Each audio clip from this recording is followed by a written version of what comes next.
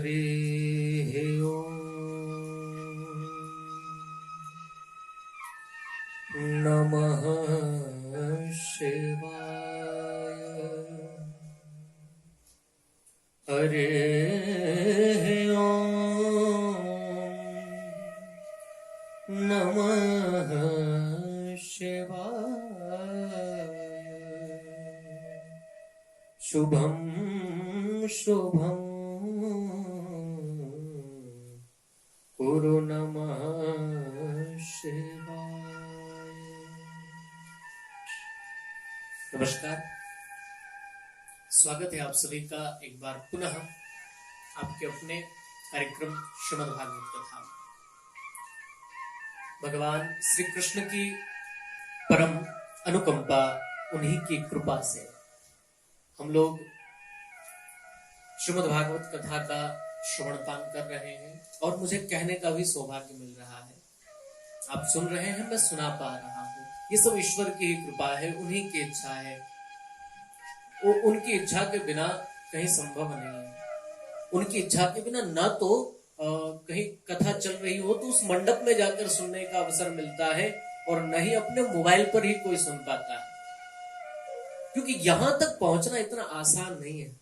चाहे वो फिर कथा के मंडप तक, पांडाल तक हो, या फिर अपने मोबाइल में जो जो कथा के चैनल्स हैं, जो धार्मिक हैं, धर्म तक पहुंचना उतना आसान नहीं होता सबके लिए।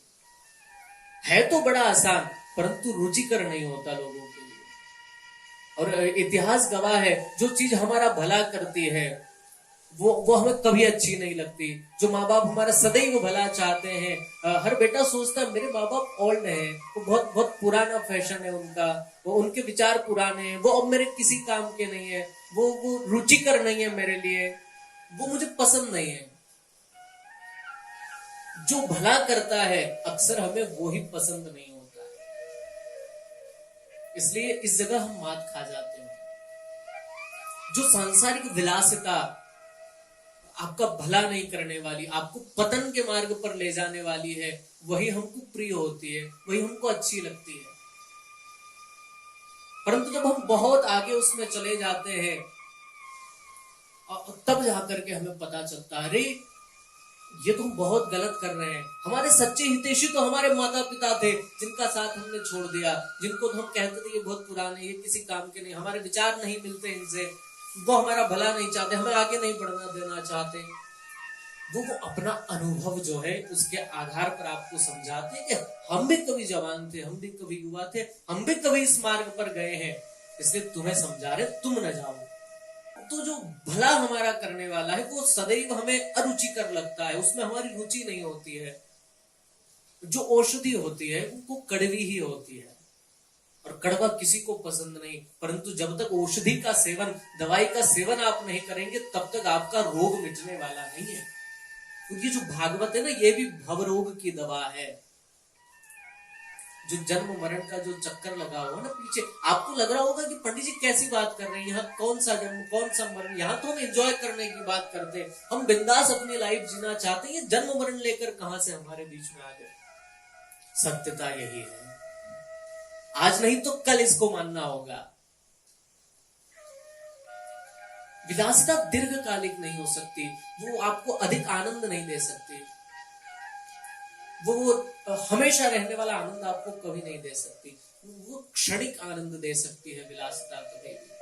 आप जो है रियलाइज करके देखिएगा, जब आपको किसी चीज की कामना मन में हो, तीव्र हो रही हो कि मुझे कार चाहिए, मुझे जब तक कार नहीं मिलेगी मुझे शांति नहीं मिलने वाली है, जब तक वो नहीं मिलती तब तक आप उसके लिए तड़पते रहते हैं। जैसे ही आपके पास कार आ जाएगी उस दिन आपको बहुत सुख होगा, बहुत अच्छा लगेगा, परंतु वो कार तो आपके पास सालों तक रही है।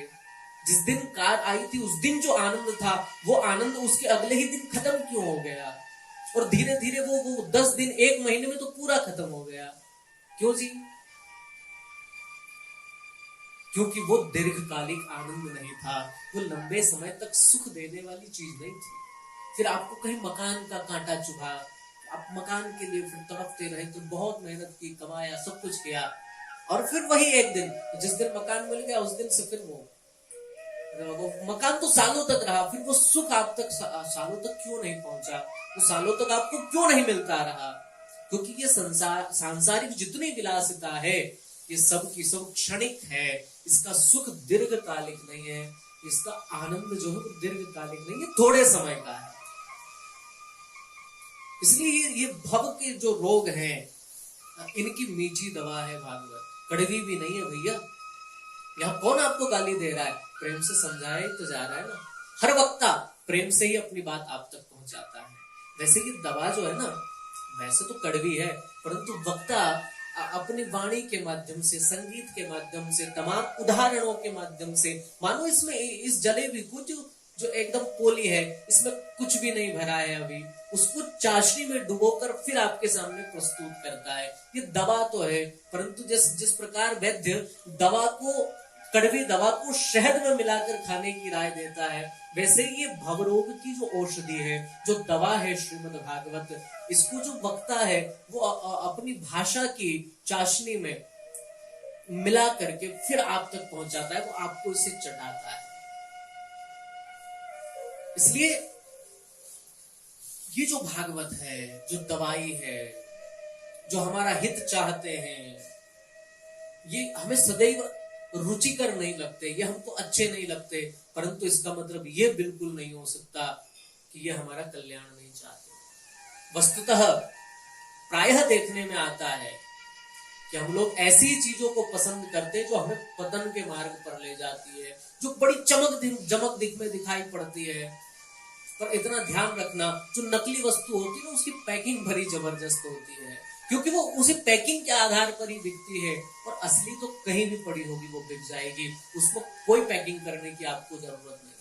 इसलिए सदैव ध्यान रहे इस बात का, ग्रंथों का अवलोकन करिए, ये हमारे कल्याण का मार्ग प्रशस्त करते हैं, ये हमें दीर्घकालिक आनंद प्रदान करते हैं। बाकी कोई वस्तु आपको लंबे समय तक सुख देने वाली नहीं हो सकती। पिछले सत्र में हमने श्रवण किया था किस प्रकार अर्जुन जब द्वारिका से लौट कर आए, युधिष्ठिर ने प्रश्नों की झड़ी लगा दी। अरे अर्जुन, तुम इतने दिनों तक लौट कर क्यों नहीं आए? इतने समय आज तक कभी दूर नहीं रहे तुम अपने भाई से, ऐसा क्या हो गया जो तुम्हें इतने समय तक वहां बांधे रहा? और अच्छा ये बताओ, तुम द्वारिका से आए हो ना, तो तुम्हारे जो भगवान श्री कृष्ण है वो कैसे हैं? भगवान की पटरानियां कैसी है? भगवान का परिकर, भगवान का पूरा परिवार कैसा है? उनकी कुशल क्षेम सुनाओ। परंतु अर्जुन जो है उसका मुंह एकदम उदास है, श्री विहीन है, लटका हुआ मुंह है अर्जुन का। अर्जुन कुछ भी नहीं बोल पा रहे। अर्जुन मन ही मन विचार कर रहे हैं, आपको मैं क्या बताऊं, मेरे हृदय की क्या दशा है। बार बार जब पूछते चले गए युधिष्ठिर, अब युधिष्ठिर के मन की भी चिंता बढ़ने लगी कि ये क्यों नहीं बोल रहा है, क्या कारण है इसका। तब अर्जुन जो है वो बोले हैं, वंचितो हम महाराज हरिणा बंधुरूपेणा येन मे प्रहतो तेजो देव विस्मापनम। युधिष्ठिर जब बार बार पूछते हैं, अर्जुन का कंठ भर आया। परंतु अर्जुन को लगा यदि मैं बहुत देर तक चुप रहा तो भैया की चिंता और अधिक बढ़ जाएगी। अब अर्जुन अपना मुंह खोले हैं, वंचितो हम महाराज। भैया जिन भगवान द्वारकानाथ की कृपा से मैंने महाभारत जैसे युद्ध को जीता है, जिसमें बड़े बड़े महारथी मेरे सामने खड़े हैं, जिनके बल का कोई पारावार नहीं है, जो अजेय है, जिन्हें कोई हरा नहीं सकता, ऐसे ऐसे लोगों को भी मैंने अपने दम पर हराया है।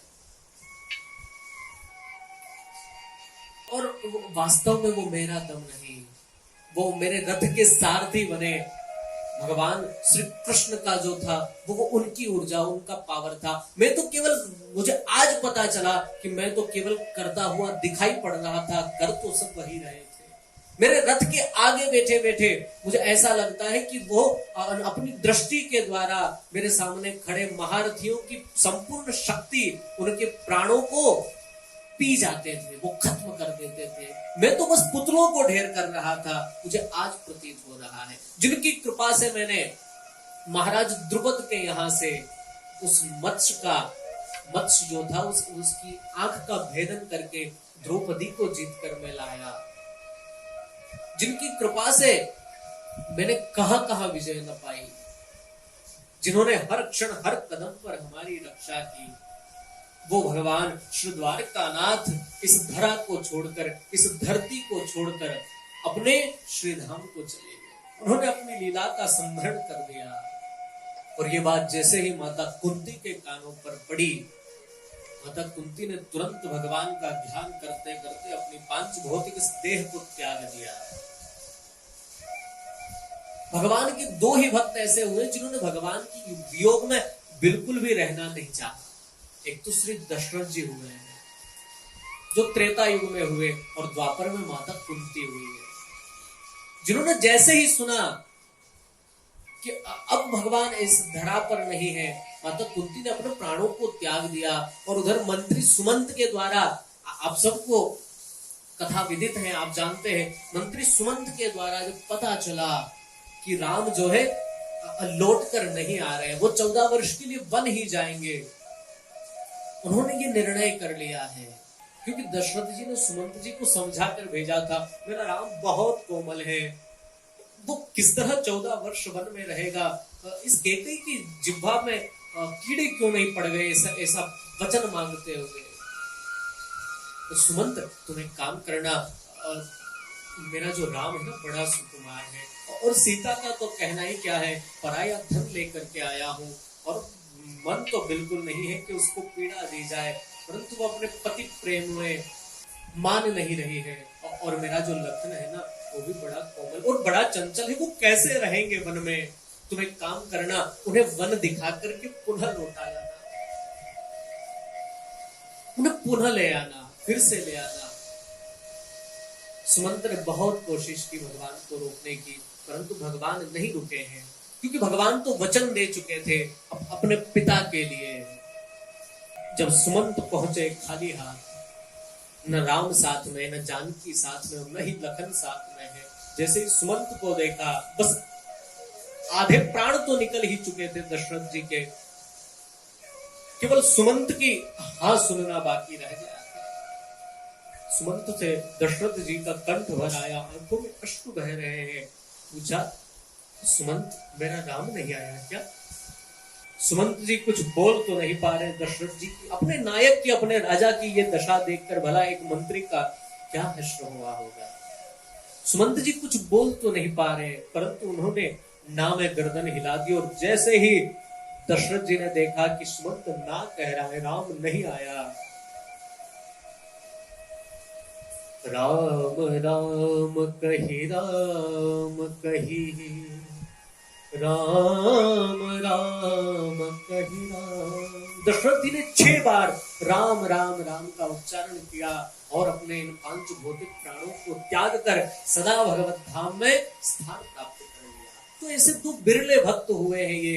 एक दशरथ जी हुए जो कि त्रेता युग में हुए, और द्वापर में माता कुंती हुई। माता कुंती ने जैसे ही सुना कि भगवान अब इस धरती पर नहीं रहे, इस धरा पर नहीं रहे, वो अपनी लीला का संभरण करके अपने धाम को चले गए, माता कुंती ने तुरंत प्राणों को त्याग दिया। युधिष्ठिर ने जब सुना, मन में विचार कर लिया, जब हमारे प्यारे प्रभु ही न रहे, जब वो इस धरा को छोड़कर चले गए, और मुझे ऐसा लग रहा है कि अब कलयुग भी आने वाला है। ये जो अपशकुन मुझे दिखाई पड़ते हैं, ये जो संकीर्ण दिख रहे हैं, कुछ ठीक नहीं है, और अब मेरा रहने का मन नहीं है। सब पांडवों ने स्वर्गारोहण की तैयारी की। उसके पूर्व युधिष्ठिर ने अर्जुन के पुत्र अभिमन्यु और अभिमन्यु के पुत्र जिसकी भगवान ने गर्भ में रक्षा की थी, ऐसे परीक्षित, उनको बुला करके राजा बना दिया। कहा बेटा अब तुम शासन करना। अब हम तो चलते हैं। पांडव स्वर्गारोहण के लिए चले गए। परीक्षित जो है वो अब शासन करने लगे। परीक्षित बड़े धर्मात्मा राजा थे। जिस तरह इनके पितामहों में जो जो गुण थे, उन पांचों के गुण इसमें मिश्रण थे। अर्जुन की तरह धनुर्धर थे, तो युधिष्ठिर की तरह सत्यवादी सिद्धांतवादी भी थे। भीम की तरह बलवान थे, तो नकुल की तरह सुंदर भी थे। सहदेव की तरह और खड्ग कौशल भी इनमें था, तलवार चलाना भी वैसे ही जानते थे।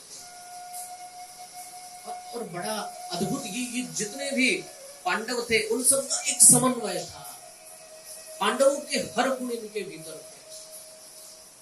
और जब इन्होंने राज्य आरंभ किया करना, तो अपने राज्य का खूब विस्तार किया, खूब राज्य को आगे बढ़ाया। जहां जहां जाते राज्य में दिग्विजयी के लिए, वहां वहां अपने दादा परदादाओं के यशोगान सुनने का अवसर इनको मिलता। प्रसन्न होकर के किसी को धन दे दिया, किसी को गले का हार दे दिया। और एक विशेषता इन्होंने देखी, वो ये कि जहां भी ये जाते तो इनके पितामह पांडवों का यशोगान होता, उस जगह भगवान श्री कृष्ण का नाम जरूर आता। और किस तरह भगवान ने पग पग पर क्षण क्षण पांडवों की रक्षा की, इसको सुन सुन करके परीक्षित के मन में परमात्मा के प्रति, कृष्ण के प्रति सहज प्रीति उमड़ पड़ी। और परीक्षित जो है परमात्मा के बड़े भक्त हुए, क्योंकि एक बात तो ये जानते ही थे कि मैं गर्भ में, मेरी मां के गर्भ में नष्ट हो चुका था, मुझे पुनर्जीवन देने वाले भगवान श्री कृष्ण ही है। परंतु यहीं तक बात सीमित नहीं है, मेरा तो पूरा परिवार भगवान के उपकारों के तले दबा हुआ है। इसलिए भगवान से बड़ी प्रीति, परमात्मा के प्रति बड़ा प्रेम इनके हृदय में हो गया। और एक बार इन्होंने एक घटना का दर्शन किया। घटना बड़ी अद्भुत है। वो घटना कलयुग के आने की सूचक है। जब कलयुग आया तो सर्वप्रथम उसने क्या किया? सर्वप्रथम कलयुग ने किस पर प्रहार किया? अपना प्रभाव कहां दिखाया उसने सर्वप्रथम? ये घटना उसको दर्शाती है। परंतु वो घटना क्या है, इसकी चर्चा हम लोग अगले सत्र में करेंगे। तब तक आप सभी को सादर से आप खूब सुने, औरों को भी सुनाए। और एक बार पुनः मैं कह दूं, कदाचित अरुचिकर लगे तो समझ लेना ये औषधि है, ये दवाई है, यही कल्याणकारक